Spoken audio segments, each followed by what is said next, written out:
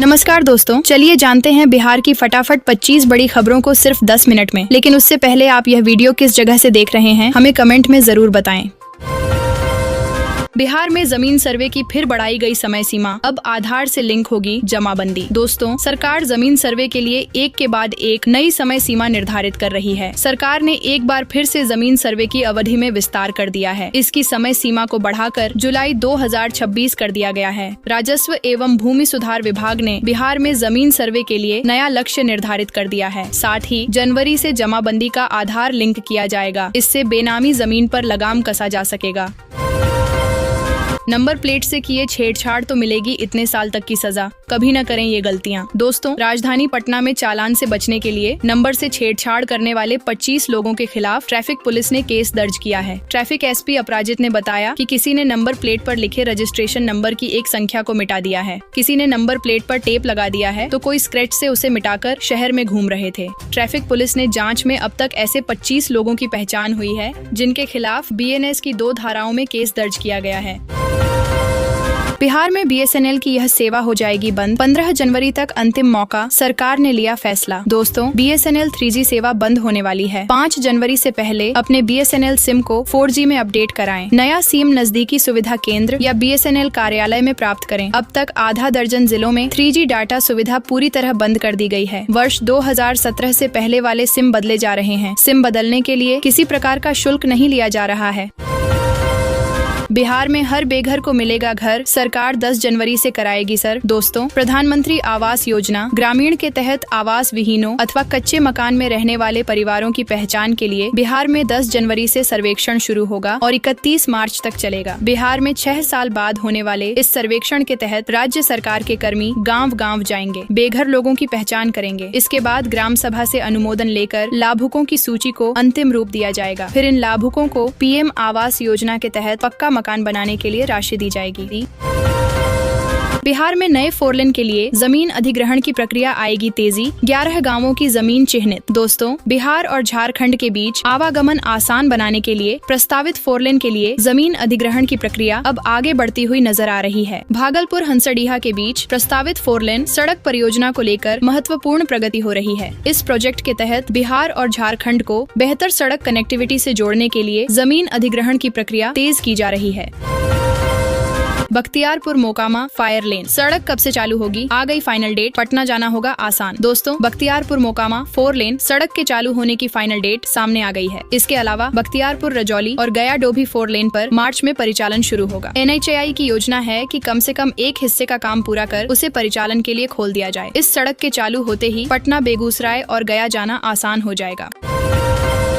करीब 3000 B.Ed शिक्षकों पर लटकी तलवार, शिक्षा विभाग ने सभी DO को दिया नौकरी से निकालने का आदेश। दोस्तों, राज्य के करीब 3000 B.Ed डिग्रीधारी सहायक शिक्षकों पर शिक्षा विभाग की तलवार लटकी हुई है। शिक्षा विभाग ने इन सहायक शिक्षकों को नौकरी से निकालने का आदेश दे दिया है। विभाग के इस आदेश के बाद शिक्षकों में भारी आक्रोश देखने को मिल रहा है। शिक्षक सड़कों पर उतर गए हैं और अपनी मांगों को लेकर धरना प्रदर्शन कर रहे हैं।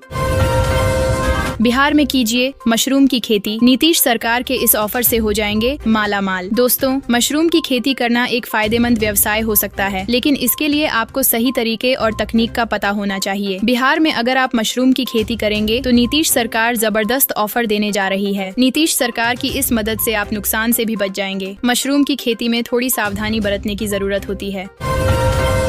जमीन की बिक्री होने पर तुरंत घटेगा रकबा, जमाबंदी के लिए अब नहीं होगा आवेदन। दोस्तों, बिहार में जमीन बिक्री को लेकर नया आदेश जारी किया है। सरकार ने यह तय किया है कि बिहार में जमीन की खरीद बिक्री होने पर विक्रेता के हिस्से का रकबा तत्काल घटेगा। इसके साथ ही जमाबंदी के लिए खरीदार को अलग से अंचल कार्यालय में आवेदन की जरूरत नहीं होगी। इसको लेकर उत्तर प्रदेश, मध्य प्रदेश की तरह बिहार में 2 विभागों के समन्वय से नई व्यवस्था लागू की जा रही है।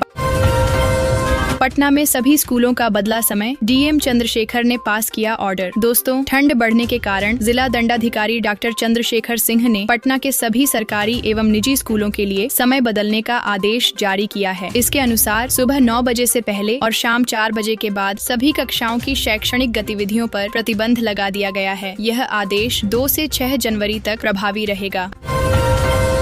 आरजेडी की चाबी को लेकर घमासान, तेजस्वी यादव ने बंद किया दरवाजा, लालू ने खोल दिया। दोस्तों, राजद में जदयू और नीतीश कुमार के साथ दोस्ती करने के मुद्दे पर घमासान मचा हुआ है। राजद अध्यक्ष लालू प्रसाद और उनके पुत्र तेजस्वी यादव के अलग अलग बयान से सियासत गरमा रही है। लालू प्रसाद ने तेजस्वी द्वारा बंद किए गए दरवाजे को खोल दिया है, लेकिन तेजस्वी अपने वचन पर कायम है कि दरवाजा बंद ही है।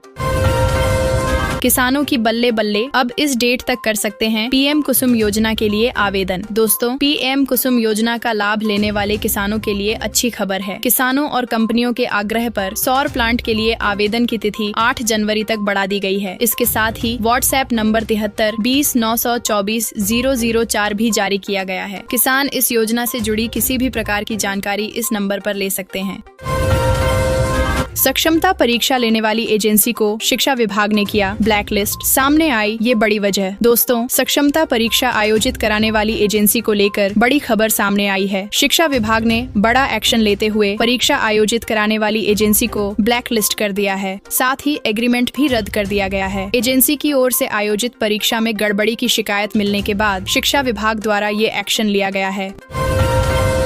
मकान मालिकों की बड़ी टेंशन, 2025 में किराए पर नहीं उठा पाएंगे घर, सरकार ने बदला नियम। दोस्तों, केंद्र सरकार ने मकान मालिक और किराएदारी संबंधी कानूनों में बड़ा बदलाव किया है। केंद्रीय वित्त मंत्री निर्मला सीतारमण ने खुद इसकी जानकारी संसद को दी। सरकार यह नियम मकान मालिकों द्वारा टैक्स में की जा रही चोरी को रोकने के लिए लेकर आई है। नया नियम यह है कि 2025 में जो भी कोई मकान मालिक अपना घर किराए पर देगा, उसको किराए के रूप में होने वाली इनकम पर टैक्स चुकाना होगा। साथ ही किराए से होने वाली आय को इनकम फ्रॉम हाउस प्रॉपर्टी के रूप दिखाना होगा।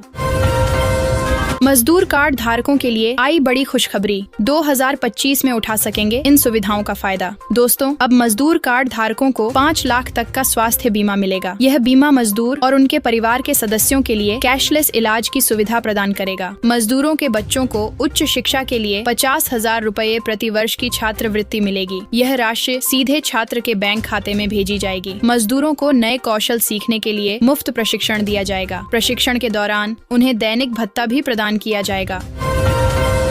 इस दिन आएगी पीएम किसान योजना की 19वीं किस्त, किसानों में खुशी का माहौल। दोस्तों, 18वीं किस्त का पैसा खाते में आने के बाद अब किसानों को 19वीं किस्त का इंतजार है, क्योंकि सरकार हर 4 महीने पर योजना की किस्त का पैसा किसानों के बैंक खातों ट्रांसफर करती है। इसलिए किसानों को उम्मीद है कि जनवरी में किसी भी दिन पीएम किसान योजना के 2000 रुपए उनके अकाउंट में आ जाएंगे। आपकी जानकारी के लिए बता दें कि योजना का पैसा जारी होने से पहले सरकार उसकी तिथि का ऐलान कर देगी, ताकि किसान इस योजना का लाभ प्राप्त कर सकें।